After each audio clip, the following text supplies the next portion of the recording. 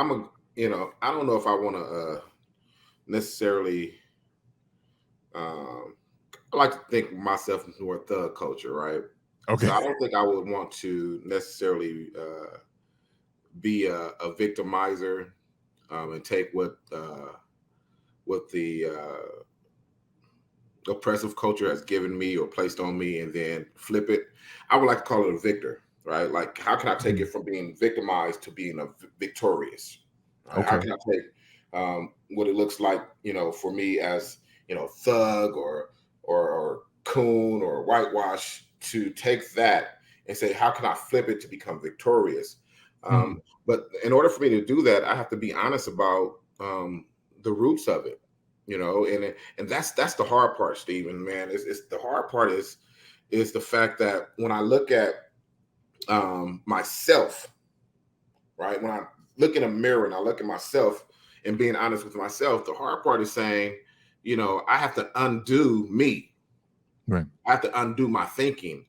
I have to, emotionally, right?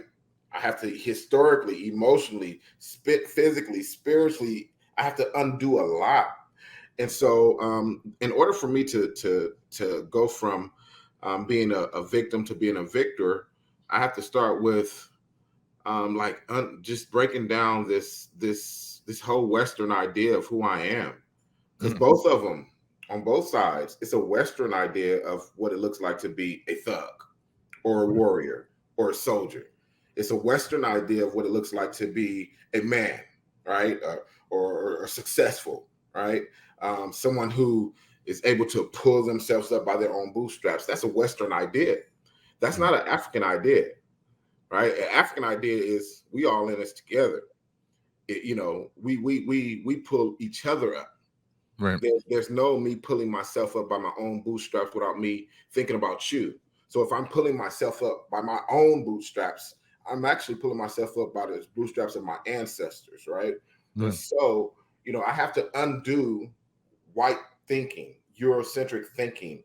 I have to undo that in order to do what I believe I've been actually placed on this earth to do. And on both sides of this thing, we've been taken out of who we really are and placed into a European concept of what that looks like.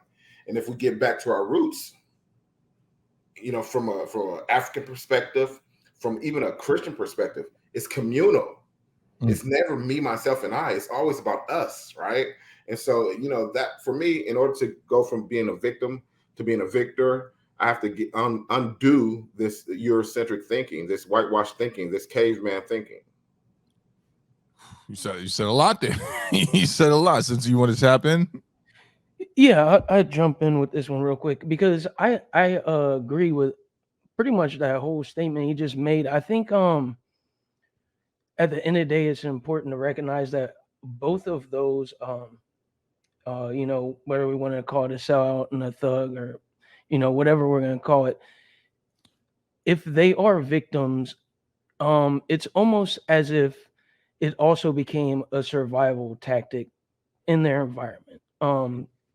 So, a lot of the depictions of what we have of thug culture, and then also, excuse me, of, the Uncle Tom or the sellout was someone who was doing what they thought was best for them to advance in a culture, like you just mentioned, that isn't even theirs, advancing in a Eurocentric environment.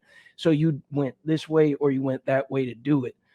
Now, in order to for me to think, not to be a victim any longer, it really takes accountability. And I know that's, a hot word, it doesn't really mean a whole lot without action, but on a certain level, you have to do that individually. But at the same time, when you're holding yourself accountable individually, you have to really look at how what your action does impacts the community around you. Because, like you mentioned, it's about changing the community and not just yourself. So if I'm looking at, maybe I was pumping something in the streets and people were getting sick, when I'm having that revelation moment, I am seeing that. That's something that, is going to hold weight on my scale of what I've done good, to benefit myself versus negative in the community. Same thing with, with the coon, Uncle Tom, because how many people did you sell out?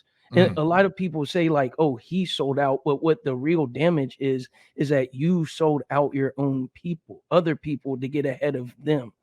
So you have to see how many toes or fingers did you step on to get there? How many times did you turn your back to, a brother, a family member, a friend that needed you at that moment because you were only worried about pleasing, say your white boss, or, trying to get ahead in, any organization really. So I think it starts with, holding yourself accountable, but in the manner of your impact in the community.